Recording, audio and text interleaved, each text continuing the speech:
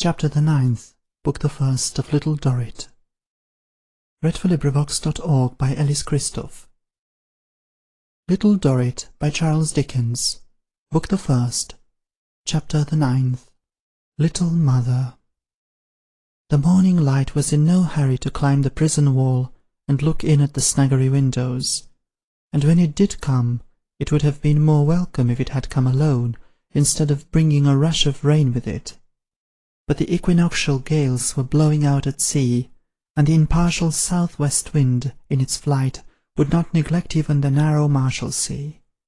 While it roared through the steeple of St. George's Church, and twirled all the cowls in the neighbourhood, it made a swoop to beat the Southwark smoke into the jail, and, plunging down the chimneys of the few early collegians who were yet lighting their fires, half suffocated them.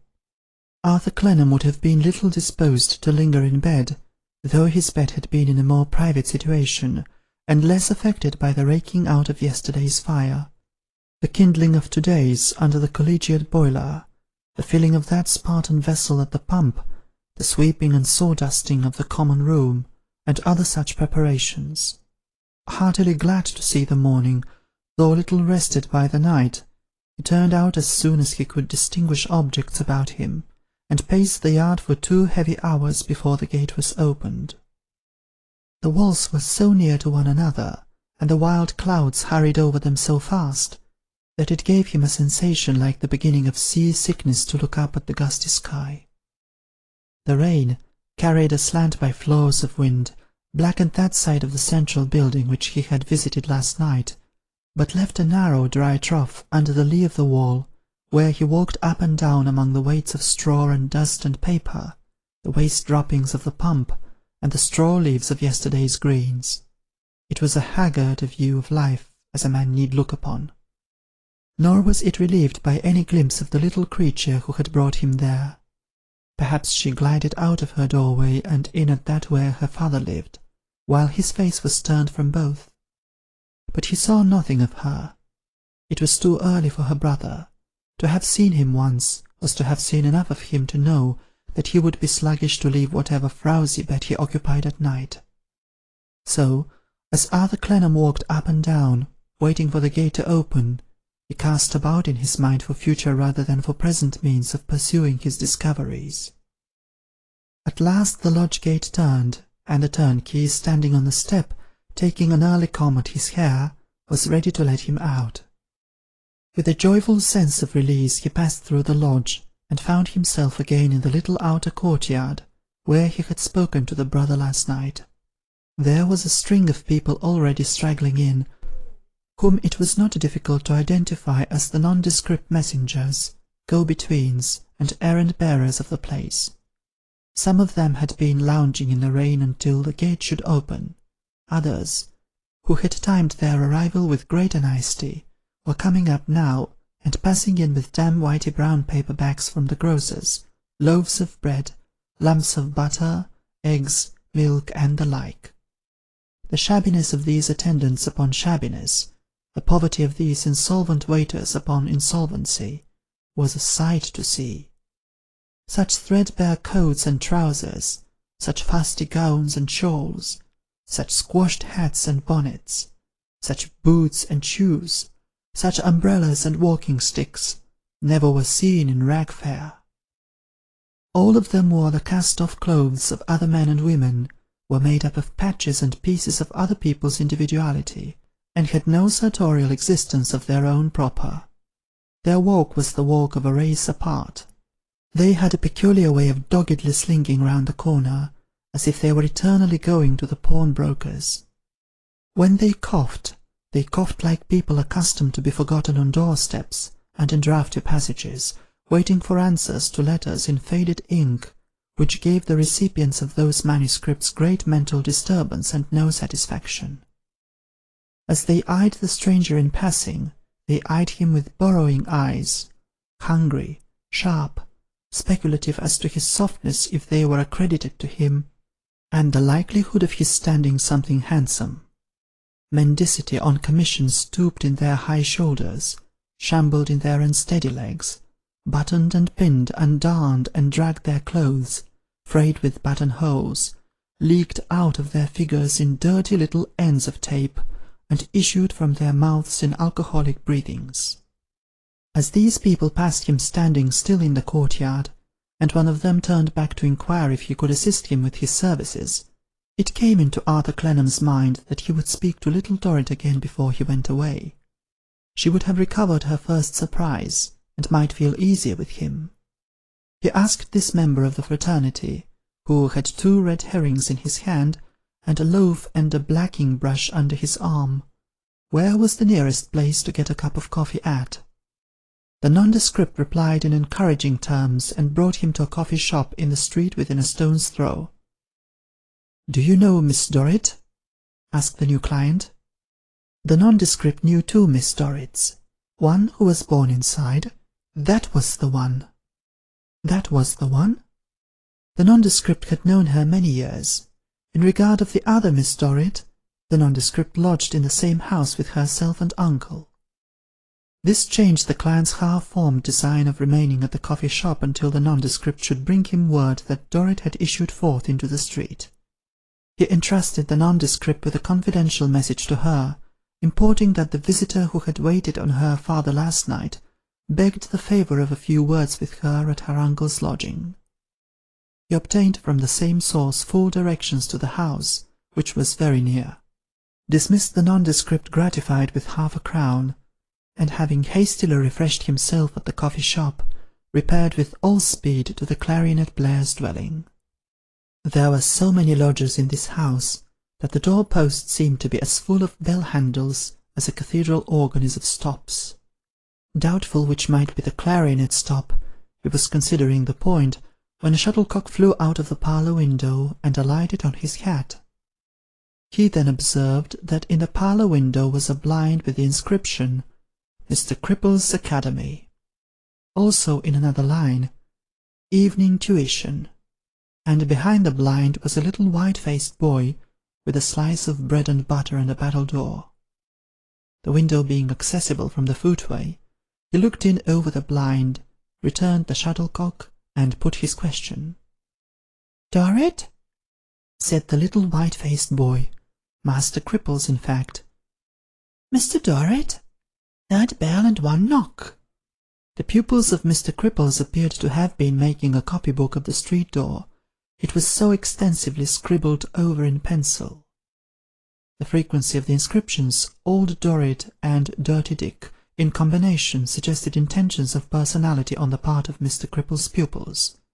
There was ample time to make these observations before the door was opened by the poor old man himself. "Ha!" said he, very slowly remembering Arthur. "You were shut in last night?" "Yes, Mr. Dorrit. I hope to meet your niece here presently." "Oh," said he, pondering. "Out of my brother's way? True. Would you come upstairs and wait for her?" "Thank you." Turning himself as slowly as he turned in his mind whatever he heard or said, he led the way up the narrow stairs. The house was very close, and had an unwholesome smell. The little staircase windows looked in at the back windows of other houses as unwholesome as itself, with poles and lines thrust out of them, on which unsightly linen hung, as if the inhabitants were angling for clothes, and had had some wretched bites not worth attending to. In the back garret, a sickly room with a turn-up bedstead in it, so hastily and recently turned up that the blankets were boiling over, as it were, and keeping the lid open, a half-finished breakfast of coffee and toast for 2 persons was jumbled down anyhow on a rickety table. There was no one there. The old man, mumbling to himself, after some consideration, that Fanny had run away, went to the next room to fetch her back. The visitor, observing that she held the door on the inside, and that, when the uncle tried to open it, there was a sharp adjuration of "Don't, stupid!" and an appearance of loose stocking and flannel, concluded that the young lady was in an undress. The uncle, without appearing to come to any conclusion, shuffled in again, sat down in his chair, and began warming his hands at the fire. Not that it was cold, or that he had any waking idea whether it was or not.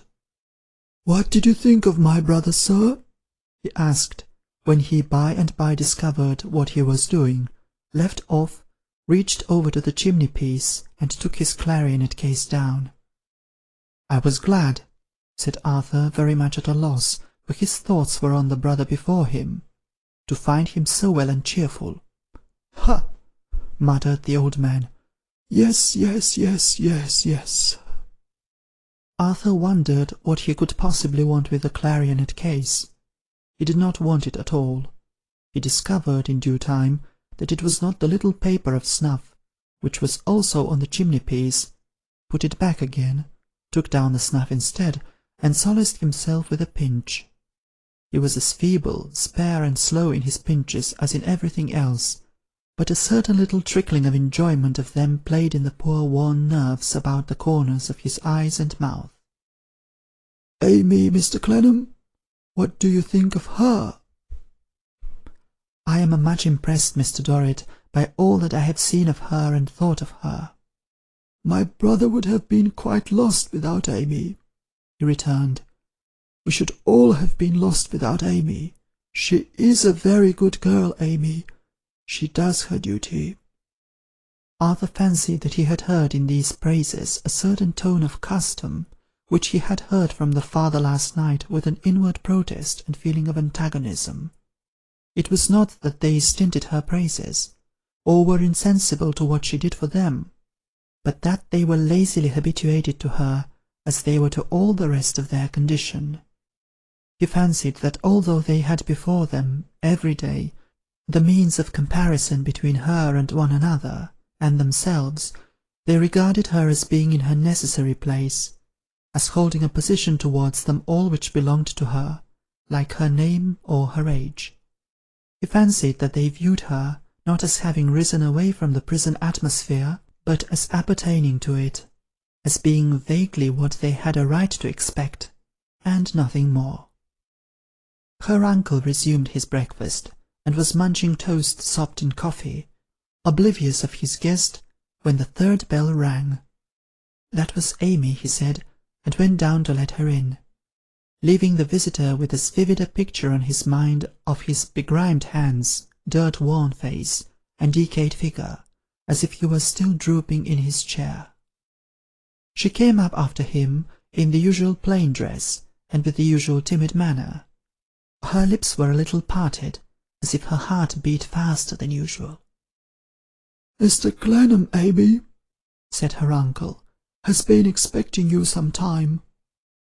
"I took the liberty of sending you a message." "I received the message, sir." "Are you going to my mother's this morning?" "I think not, for it is past your usual hour." "Not to-day, sir. I am not wanted to-day." "Will you allow me to walk a little way in whatever direction you may be going? I can then speak to you as we walk, both without detaining you here, and without intruding longer here myself." She looked embarrassed, but said, if he pleased. He made a pretence of having mislaid his walking-stick, to give her time to set the bedstead right, to answer her sister's impatient knock at the wall, and to say a word softly to her uncle. Then he found it, and they went downstairs. She first, he following, the uncle standing at the stair-head, and probably forgetting them before they had reached the ground floor. Mr. Cripple's pupils, who were by this time coming to school, desisted from their morning recreation of cuffing one another with bags and books, to stare with all the eyes they had at a stranger who had been to see Dirty Dick. They bore the trying spectacle in silence until the mysterious visitor was at a safe distance, when they burst into pebbles and yells, and likewise into reviling dances, and in all respects buried the pipe of peace with so many savage ceremonies, that if Mr. Cripples had been the chief of the Crippleway Boo tribe with his war paint on, they could scarcely have done greater justice to their education. In the midst of this homage, Mr. Arthur Clennam offered his arm to little Dorrit, and little Dorrit took it. "Will you go by the iron bridge?" said he, "where there is an escape from the noise of the street?" Little Dorrit answered, if he pleased, and presently ventured to hope that he would not mind Mr. Cripple's boys, for she had herself received her education, such as it was, in Mr. Cripple's evening academy. He returned with the best will in the world that Mr. Cripple's boys were forgiven out of the bottom of his soul. Thus did Cripples unconsciously become a master of the ceremonies between them, and bring them more naturally together than Beau Nash might have done if they had lived in his golden days, and he had alighted from his coach and six for the purpose. The morning remained squally, and the streets were miserably muddy, but no rain fell as they walked towards the iron bridge. The little creature seemed so young in his eyes that there were moments when he found himself thinking of her, if not speaking to her, as if she were a child. Perhaps he seemed as old in her eyes as she seemed young in his. "I am sorry to hear you were so inconvenienced last night, sir, as to be locked in. It was very unfortunate." "It was nothing," he returned. "You had had a very good bed." "Oh, yes," she said quickly. She believed there were excellent beds at the coffee-house. He noticed that the coffee-house was quite a majestic hotel to her, and that she treasured its reputation. "I believe it is very expensive," said little Dorrit, "but my father has told me that quite beautiful dinners may be got there, and wine," she added timidly. "Were you ever there?" "Oh, no, only into the kitchen to fetch hot water." To think of growing up with a kind of awe upon one as to the luxuries of that superb establishment, the Marshalsea Hotel. "I asked you last night," said Clennam, "how you had become acquainted with my mother. Did you ever hear her name before she sent for you?"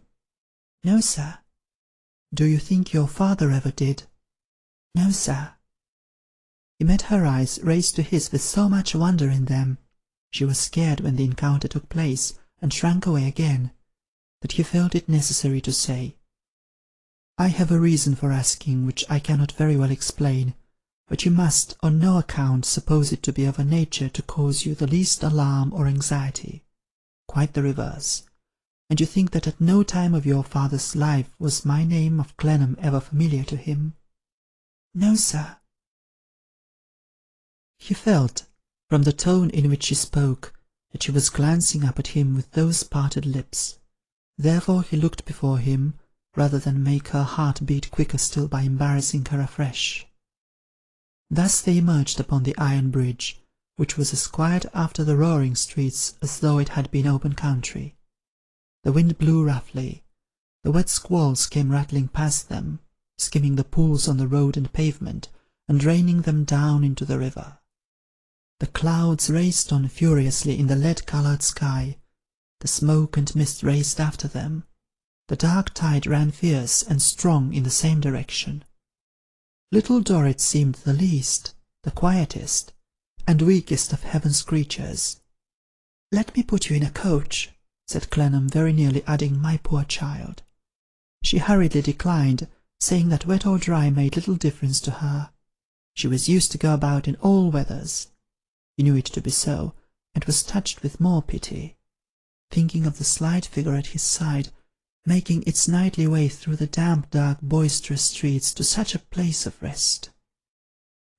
"You spoke so feelingly to me last night, sir, and I found afterwards that you had been so generous to my father, that I could not resist your message, if it was only to thank you, especially as I wished very much to say to you—" She hesitated and trembled, and tears rose in her eyes, but did not fall. "To say to me?" "That I hope you will not misunderstand my father. Don't judge him, sir, as you would judge others outside the gates. He has been there so long. I never saw him outside, but I can understand that he must have grown different in something since. My thoughts will never be unjust or harsh towards him, believe me. Not," she said with a prouder air, as the misgiving evidently crept upon her that she might seem to be abandoning him, "not that he has anything to be ashamed of for himself, or that I have anything to be ashamed of for him. He only requires to be understood. I only ask for him that his life may be fairly remembered." All that he said was quite true. It all happened just as he related it. He is very much respected. Everybody who comes in is glad to know him. He is more courted than anyone else. He is far more thought of than the Marshal is. If ever pride was innocent, it was innocent in little Dorrit when she grew boastful of her father. It is often said that his manners are a true gentleman's, and quite a study. I see none like them in that place, but he is admitted to be superior to all the rest. This is quite as much why they make him presents, as because they know him to be needy. He is not to be blamed for being in need, poor love. Who could be in prison a quarter of a century and be prosperous? What affection in her words, what compassion in her repressed tears, what a great soul of fidelity within her, how true the light that shed false brightness round him. If I have found it best to conceal where my home is, it is not because I am ashamed of him, God forbid, nor am I so much ashamed of the place itself as might be supposed. People are not bad because they come there. I have known numbers of good, persevering, honest people come there through misfortune. They are almost all kind-hearted to one another, and it would be ungrateful indeed in me to forget that I have had many quiet, comfortable hours there, that I had an excellent friend there when I was quite a baby, who was very, very fond of me, that I have been taught there, and have worked there, and have slept soundly there. I think it would be almost cowardly and cruel not to have some little attachment for it, after all this. She had relieved the faithful fullness of her heart, and modestly said, raising her eyes appealingly to her new friends, "I did not mean to say so much, nor have I ever but once spoken about this before, but it seems to set it more right than it was last night. I said I wished you had not followed me, sir. I don't wish it so much now, unless you should think— Indeed, I don't wish it at all, unless I should have spoken so confusedly, that you can scarcely understand me, which I am afraid may be the case."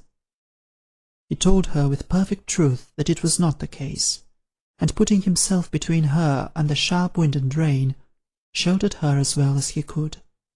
"I feel permitted now," he said, "to ask you a little more concerning your father.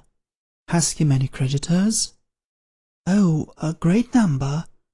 "I mean detaining creditors, who keep him where he is." "Oh yes, a great number." "Can you tell me— I can get the information no doubt elsewhere, if you cannot— who is the most influential of them?" Little Dorrit said, after considering a little, that she used to hear long ago of Mr. Tite Barnacle as a man of great power. He was a commissioner, or a board, or a trustee, or something. He lived in Grosvenor Square, she thought, or very near it. He was under government, high in the Circumlocution Office. She appeared to have acquired, in her infancy, some awful impression of the might of this formidable Mr. Tite Barnacle of Grosvenor Square, or very near it, and the Circumlocution Office, which quite crushed her when she mentioned him. "It can do no harm," thought Arthur, "if I see this Mr. Tite Barnacle." The thought did not present itself so quietly, but that her quickness intercepted it. "Ah," said little Dorrit, shaking her head with the mild despair of a lifetime, "many people used to think once of getting my poor father out, but you don't know how hopeless it is." She forgot to be shy at the moment, in honestly warning him away from the sunken wreck he had a dream of raising, and looked at him with eyes which assuredly, in association with her patient face, her fragile figure, her spare dress, and the wind and rain, did not turn him from his purpose of helping her. "Even if it could be done," said she, "and it never can be done now, where could father live, or how could he live? I have often thought that if such a change could come, it might be anything but a service to him now. People might not think so well of him outside as they do there. He might not be so gently dealt with outside as he is there. He might not be so fit himself for the life outside as he is for that." Here for the first time she could not restrain her tears from falling, and the little thin hands he had watched when they were so busy trembled as they clasped each other. "It would be a new distress to him even to know that I earn a little money, and that Fanny earns a little money. He is so anxious about us, you see, feeling helplessly shut up there. Such a good, good father." He let the little burst of feeling go by before he spoke. It was soon gone. She was not accustomed to think of herself, or to trouble anyone with her emotions. He had but glanced away at the piles of city roofs and chimneys among which the smoke was rolling heavily, and at the wilderness of masts on the river, and the wilderness of steeples on the shore, indistinctly mixed together in the stormy haze, when she was again as quiet as if she had been plying her needle in his mother's room. "You would be glad to have your brother set at liberty?" "Oh, very, very glad, sir." "Well, we will hope for him at least. You told me last night of a friend you had." "His name was Plornish," little Dorrit said. "And where did Plornish live?" "Plornish lived in Bleeding Heart Yard. He was only a plasterer," little Dorrit said, as a caution to him not to form high social expectations of Plornish. He lived at the last house in Bleeding Heart Yard, and his name was over a little gateway. Arthur took down the address and gave her his. He had now done all he sought to do for the present, except that he wished to leave her with a reliance upon him, and to have something like a promise from her that she would cherish it. "There is one friend," he said, putting up his pocket-book. "As I take you back, you are going back?" "Oh yes, going straight home." "As I take you back," the word home jarred upon him. "Let me ask you to persuade yourself that you have another friend. I make no professions, and say no more." "You are truly kind to me, sir. I am sure I need no more." They walked back through the miserable muddy streets, and among the poor, mean shops, and were jostled by the crowds of dirty hucksters usual to a poor neighbourhood. There was nothing, by the short way, that was pleasant to any of the five senses. Yet it was not a common passage through common rain, and mire, and noise, to Clennam, having this little, slender, careful creature on his arm.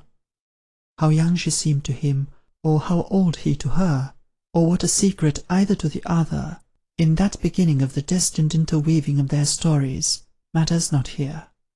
He thought of her having been born and bred among these scenes, and shrinking through them now, familiar yet misplaced. He thought of her long acquaintance with the squalid needs of life, and of her innocence, of her solicitude for others, and her few years, and her childish aspect.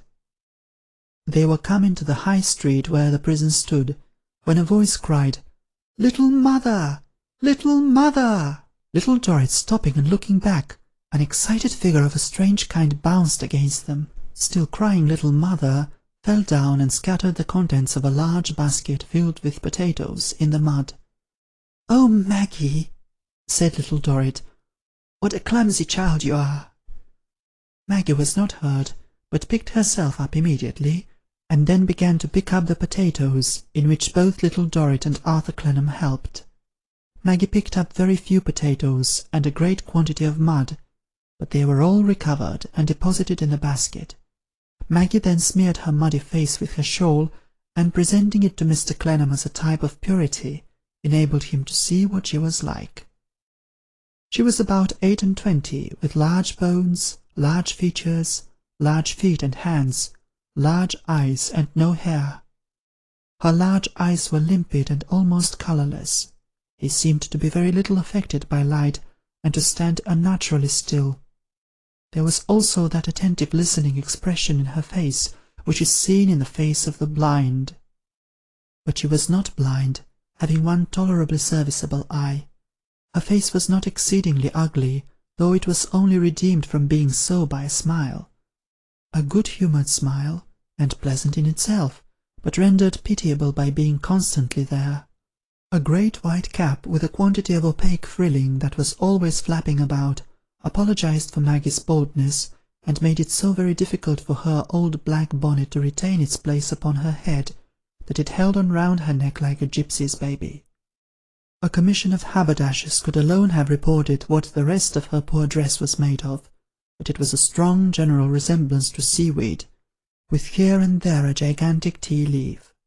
Her shawl looked particularly like a tea-leaf after long infusion. Arthur Clennam looked at little Dorrit with the expression of one saying, "May I ask who this is?" Little Dorrit, whose hand this Maggie, still calling her "little mother," had begun to fondle, answered in words. They were under a gateway into which the majority of potatoes had rolled. "This is Maggie, sir." "Maggie, sir," echoed the personage presented. "Little mother." "She is the granddaughter," said little Dorrit. "Granddaughter," echoed Maggie. "Of my old nurse, who has been dead a long time. Maggie, how old are you?" "10, mother," said Maggie. "You can't think how good she is, sir," said little Dorrit with infinite tenderness. "Good she is," echoed Maggie, transferring the pronoun in a most expressive way from herself to her little mother. "Oh, how clever," said little Dorrit. "She goes on errands as well as anyone." Maggie laughed. "And is as trustworthy as the Bank of England." Maggie laughed. "She earns her own living entirely, entirely, sir," said little Dorrit in a lower and triumphant tone. "Really does." "What is her history?" asked Clennam. "Think of that, Maggie," said little Dorrit, taking her 2 large hands and clapping them together. "A gentleman from thousands of miles away wanting to know your history." "My history?" cried Maggie. "Little mother!" "She means me," said little Dorrit, rather confused. "She is very much attached to me. Her old grandmother was not so kind to her as she should have been. Was she, Maggie?" Maggie shook her head, made a drinking vessel of her clenched left hand, drank out of it and said, "Gin," then beat an imaginary child and said, "Broom handles and pokers." "When Maggie was 10 years old," said little Dorrit, watching her face while she spoke, "she had a bad fever, sir, and she has never grown any older ever since." 10 years old," said Maggie, nodding her head. "But what a nice hospital! So comfortable, wasn't it? Oh, so nice it was! Such an evening place!" "She had never been at peace before, sir," said little Dorrit, turning towards Arthur for an instant and speaking low, "and she always runs off upon that." "Such beds there is there!" cried Maggie. "Such lemonades, such oranges, such delicious broth and wine, such chicken! Oh, ain't it a delightful place to go and stop at?" So Maggie stopped there as long as she could, said little Dorrit in her former tone of telling a child's story, the tone desired for Maggie's ear. And at last, when she could stop there no longer, she came out. Then, because she was never to be more than 10 years old, however long she lived. "However long she lived," echoed Maggie. "And because she was very weak, indeed was so weak that when she began to laugh she couldn't stop herself, which was a great pity." Maggie mighty grave of a sudden. Her grandmother did not know what to do with her, and for some years was very unkind to her indeed. At length, in course of time, Maggie began to take pains to improve herself, and to be very attentive and very industrious, and by degrees was allowed to come in and out as often as she liked, and got enough to do to support herself, and as support herself, and that, said little Dorrit, clapping the 2 great hands together again, is Maggie's history, as Maggie knows. Ah, but Arthur would have known what was wanting to its completeness, though he had never heard of the words little mother, though he had never seen the fondling of the small spare hand, though he had had no sight for the tears now standing in the colourless eyes, though he had had no hearing for the sob that checked the clumsy laugh. The dirty gateway with the wind and rain whistling through it, and the basket of muddy potatoes waiting to be spilled again or taken up, never seemed the common hole it really was, when he looked back to it by these lights. Never, never. They were very near the end of their walk, and they now came out of the gateway to finish it. Nothing would serve Maggie but that they must stop at a grocer's window, short of their destination, for her to show her learning. She could read after a sort, and picked out the fat figures in the tickets of prices, for the most part correctly.